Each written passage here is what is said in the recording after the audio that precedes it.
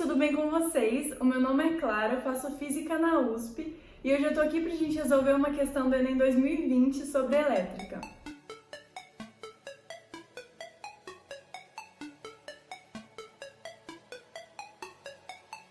O enunciado é o seguinte: um estudante tem uma fonte de tensão com corrente contínua que opera em tensão fixa de 12 volts. Como precisa alimentar equipamentos que operam em tensões menores, ele emprega 4 resistores de 100 ohms para construir um divisor de tensão. Obtém-se este divisor associando os resistores como exibido na figura. Os aparelhos podem ser ligados entre os pontos A, B, C, D e E, dependendo da tensão especificada. Ele tem um equipamento que opera em 9 volts com uma resistência interna de 10 kΩ. Entre quais pontos do divisor de tensão esse equipamento deve ser ligado para funcionar corretamente e qual será o valor da intensidade de corrente nele estabelecida? Qual que é a ideia geral desse exercício? A gente tem esse circuito aqui que foi dado pelo enunciado da questão. A gente quer acrescentar a esse circuito um equipamento cuja resistência é de 10 kΩ e para isso a gente vai utilizar esses pontos aqui. Então, o nosso equipamento ele vai estar conectado entre dois desses pontos aqui. E a pergunta do exercício é justamente quais são esses pontos, de modo que o meu resistor de 10 kΩ, que é o meu equipamento, receba uma tensão de 9 volts. Existem duas formas de você fazer esse exercício. A primeira delas, que de certa forma é induzida pelo enunciado e que às vezes pode parecer a opção mais fácil, é você testar alternativa por alternativa. Então, você vai verificar a conexão entre os pontos A e B, A e C, A e D e assim por diante, até você obter uma solução na qual o seu equipamento de 10 kΩ está sujeito a uma tensão de 9 volts. Mas essa forma da gente começar o exercício é muito trabalhosa, porque a gente vai ter que testar 5 alternativas. E para cada uma delas a gente vai ter uma resistência equivalente diferente, todo um processo diferente. A segunda forma de você fazer esse exercício, que é a forma que eu vou fazer, é a forma que você já começa impondo o que você quer. Então, o que a gente quer é que o nosso equipamento receba uma tensão de 9 volts. Com isso, se eu tenho a resistência do equipamento e se eu tenho a tensão, eu consigo descobrir a corrente, que é algo que está nas alternativas também. Então, sabendo o valor da corrente, eu já posso eliminar várias alternativas e aí vai restar menos coisas para eu testar depois. Então, anotando mais ou menos os dados que a gente tem nesse exercício, a gente tem a tensão da fonte.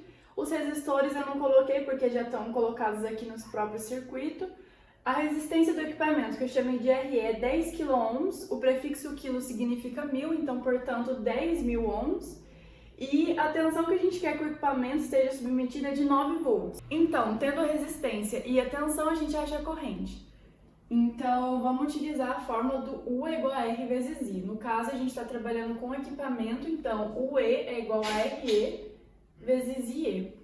Então, vamos substituir. O E é 9 volts, que é o que eu quero que o meu resistor receba. RE, resistência do equipamento, 10.000 ohms. E IE é a corrente que eu quero achar. Então, daqui a gente obtém que IE é igual a 9 sobre 10.000.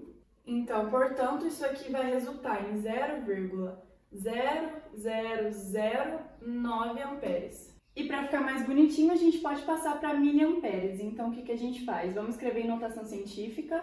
Então, 9 vezes 10. Aí, conta quantas casas, né? 1, 2, 3, 4. 10 a menos 4 amperes. Se eu quero escrever em termos de miliamperes, eu sei que 1 miliampere é 10 a menos 3. Então, eu preciso fazer aparecer um 10 a menos 3 aqui. Então, para isso, basta a gente diminuir uma casa decimal aqui, então fica 0,9, e aumentar uma casa aqui no 10, então vai ficar 10 a menos 3. Portanto, como 10 a menos 3 é o nosso prefixo mili, eu tenho então que a corrente que o meu equipamento vai receber é de 0,9 miliamperes. Então, se a gente ligar o nosso equipamento a uma tensão de forma que ele receba 9 volts, ele vai estar recebendo também uma corrente de 0,9 miliamperes. Se você olhar nas alternativas, vai sobrar então a letra D e a letra E. Então já elimina 3 alternativas, o que facilita bastante a nossa conta. Agora o que a gente vai fazer é analisar cada uma dessas alternativas. Eu vou começar falando pela letra E por que ela não pode ser verdade. E depois, em seguida, eu vou provar que a letra D, de fato, é coerente. Beleza, então eu acrescentei a corrente que a gente encontrou aqui. Então, para a gente provar que a letra E está errada, eu só preciso que vocês acompanhem o raciocínio que a gente nem vai ter que fazer conta nenhuma. Então, a letra E, ela sugere esse tipo de circuito aqui. Então, conexão entre o ponto A e E, e aqui está o nosso equipamento. Beleza, por que a letra E não pode ser verdade? Bom, a gente só precisa reparar numa simples coisa.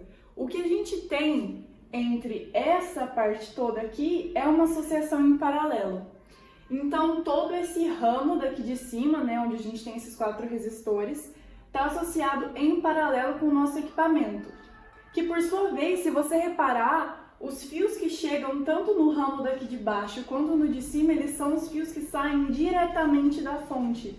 Então, aqui você pode usar esses 2 argumentos. O primeiro deles é você verificar que os fios que saem diretamente da fonte são os mesmos que chegam aqui no nosso equipamento. Não existe nenhum outro resistor entre o fio que sai diretamente da fonte e o nosso equipamento, porque ele está conectado em paralelo aqui com a fonte também. Então ele está recebendo a tensão total da fonte, porque a diferença de tensão entre o fio que sai aqui pela esquerda e o fio que sai pela direita é justamente 12 volts, e esses fios estão ligando aqui o meu resistor. O outro argumento que talvez seja um pouco mais fácil é você verificar que isso daqui como um todo é uma associação em paralelo. Então, a mesma tensão que esse ramo todo aqui está recebendo tem que ser a mesma tensão que esse daqui está recebendo. Por quê? Porque na associação em paralelo a tensão não se divide. A mesma tensão que sai da fonte, a diferença de potencial dos fios, que está sendo colocada aqui nesse ramo tem que ser a mesma aqui, porque é uma associação em paralelo. Então a gente tem que a tensão que o nosso equipamento está recebendo é de 12 volts e não de 9, como a gente quer. Portanto, a alternativa E está descartada. Agora você pode parar o vídeo por aqui e falar, beleza, já sei que não é a alternativa E, então é a alternativa D. Isso está correto, mas eu quero que vocês entendam o porquê que a alternativa D é correta. E caso a gente não tivesse esse raciocínio na alternativa E e começasse, por exemplo, pela alternativa D, como que a gente mostraria que de fato ela é a correta, sem ter que analisar outras alternativas? A alternativa D mostra esse circuito aqui pra gente. O nosso equipamento associado aqui entre os pontos B e E. Note que, de novo, a gente tem uma associação em paralelo, mas agora a gente tem um pouco mais que isso. Porque o nosso equipamento está em paralelo com esses 3 resistores, que por sua vez estão em série, e toda essa associação em paralelo está em série com esse resistor aqui que ficou isolado. Então a gente vai ter uma divisão de corrente, uma divisão de tensão, e o problema é um pouquinho mais complexo da gente analisar. Mas mesmo assim, tendo os dados que a gente tem, não vai ficar tão difícil. A primeira coisa que a gente pode fazer, então, que dá vontade de fazer também, é associar esses 3 resistores em série e substituir por um resistor equivalente. Para ficar mais fácil de visualizar, então, toda essa associação, onde a gente está dentro do tracejado vermelho, é uma associação em série, cuja resistência equivalente é a soma de cada um dos resistores. Então, a resistência equivalente da associação em série é a soma de cada um dos resistores. Então, 100 ohms mais 100 ohms mais 100 ohms. Portanto, o nosso resistor equivalente dessa associação é de 300 ohms. Beleza, então agora vamos redesenhar o circuito substituindo esses 3 aqui por uma só de 300 ohms. Beleza, então substituir os nossos 3 resistores em série por esse aqui de 300 ohms, que foi o que a gente obteve da nossa conta. Agora a gente vai olhar para essa associação em paralelo aqui. Vamos voltar a nossa atenção agora para o que está dentro do tracejado vermelho, que é uma associação em paralelo. Notando então que essa é uma associação em paralelo, a gente tem 2 dados. O primeiro deles, a tensão não se divide, então a tensão que esse cara aqui recebe tem que ser a mesma do que esse aqui recebe, e a corrente se divide, então a corrente que esse resistor recebe não precisa ser igual a esse. Então primeiro vamos fazer o seguinte, vamos analisar a corrente que passa sobre esse resistor de 300 ohms. O porquê disso vai ficar mais claro daqui a pouquinho quando a gente for analisar o circuito como um todo. Então, esse resistor de 300 ohms aqui, ele está submetido à mesma tensão que o nosso equipamento. E o nosso equipamento a gente já impôs que ele tem que receber 9 volts. Portanto, a tensão que esse cara aqui está submetido é de 9 volts. Eu vou chamar de U300 para a gente saber que se refere a esse resistor de 300 ohms, que foi o nosso equivalente. Tem que ser igual à resistência dele vezes a corrente que passa por ele. O U tem que ser o mesmo do que esse daqui. E esse U aqui é 9 volts. Então, 9 tem que ser igual a resistência, é 300, vezes a corrente. Agora, a gente pode extrair a corrente aqui. Então, I 300 é igual a 9 sobre 300. Se a gente dividir por 3 em cima e embaixo, a gente vai obter 3 sobre 100. E, portanto, a nossa corrente tem que ser igual a 0,03 amperes. Então, a corrente que o nosso resistor equivalente aqui, ou que o ramo de cima dessa nossa associação em paralelo recebe, é de 0,03 amperes. E o porquê que isso vai ser útil? Vamos ver agora isso. Beleza, então agora a gente vai analisar a corrente que passa nesse circuito. A gente sabe que a corrente sai aqui da nossa tensão, uma corrente Izão, que é a corrente total, ela vai descer aqui, passar por esse resistor de 100 ohms, portanto o resistor de 100 ohms ele recebe a corrente total da nossa fonte. Chegando aqui nesse ponto, nesse nó, a corrente vai se dividir. E aí vai vir uma certa corrente para cá, que foi que eu chamei de I300, porque é a corrente do resistor de 300 ohms. E vai descer outra corrente aqui, que vai passar pelo nosso equipamento, que é a corrente do equipamento que eu chamei de IE. Quando chegar nesse outro ponto aqui, essa corrente do ramo de cima e a corrente do ramo de baixo vão se encontrar e vão se somar. Então, daqui para cima, a gente tem que volta a ser a corrente total, porque tem que mesmo voltar a corrente total para a fonte. Sai a corrente Izão e tem que voltar essa mesma corrente Izão. Daqui, então, a gente pode encontrar a corrente total fornecida por esse circuito. A corrente total é a corrente Izão, que sai da fonte, se divide aqui quando encontra esse ponto e depois ela volta a ser Izão. Então, quem que é essa corrente Izão? É justamente a soma dessa corrente aqui, porque a Izão ela se divide uma parte para cá e uma parte para cá. Depois acontece nesse ponto a soma dessas duas partes que se dividiram e ela volta a ser Izão. Portanto, a nossa corrente total é igual à corrente que passa pelo nosso resistor de 300 ohms mais a corrente que passa pelo nosso equipamento. Portanto, a nossa corrente Izão vai ser I300 aqui é 0,03 amperes, mais a corrente do equipamento é 0,0009 amperes. Portanto, aqui a gente vai ter que o Izão é 0,0309 amperes. Essa corrente Izão ela já é bem pequena, né? Então a gente até tem isso como nossa intuição de que esse 0,9 aqui nas últimas casas decimais não vai fazer muita diferença.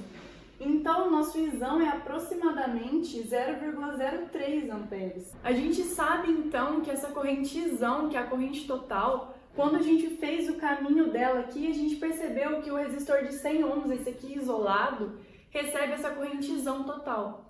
Então, com a corrente e com resistência, a gente pode obter a tensão a que esse resistor está submetido e ver se faz sentido com o nosso problema como um todo. No nosso resistor de 100 ohms, a gente tem então que a tensão a que ele está submetido é igual a resistência vezes a corrente. A corrente, em vez de escrever I100, eu já vou escrever Izão, porque a gente sabe que ele recebe a corrente total. Vamos substituir aqui então. O 100 é igual a R100, que é 100 ohms, vezes a corrente Izão, que é aproximadamente 0,03 amperes.